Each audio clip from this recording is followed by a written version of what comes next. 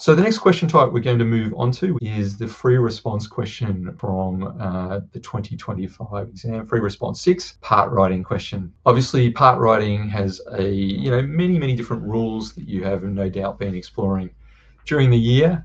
It can sometimes be a bit overwhelming with the number of different kind of combinations and possibilities.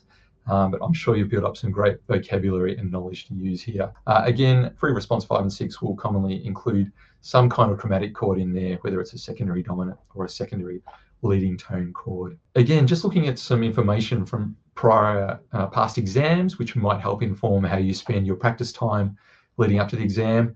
In terms of the chromatic chord that has been used over the last 10 plus years, you can see there are a couple of standouts, 565 approaching 4 and 543 approaching 2. So they've kind of been used most commonly. Again, this doesn't mean that's what's going to be used on the exam this year, but seeing the kind of spread of different chromatic chords that are used, that might help you decide which ones you really want to practice with.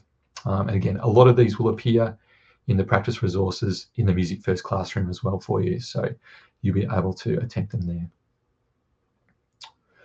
So again, as I mentioned, lots of different part writing rules that can be a little bit overwhelming. Generally, these kind of 6 kind of key points here will, in most cases, help you address this question really well and get good results. There are a few kind of key things. Obviously, the chord spelling is paramount.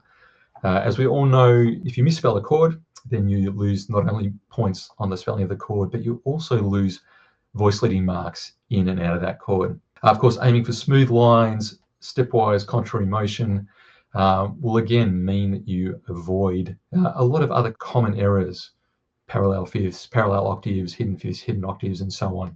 So contrary motion or oblique motion, which is often achieved by retaining common pitches where possible, will also help you avoid those kinds of errors. One of the key ones, don't double a leading tone or the chordal seventh, and be aware of just how you need to resolve the chordal seventh and also your leading tones. So chordal seventh always has to be resolved down by descending step.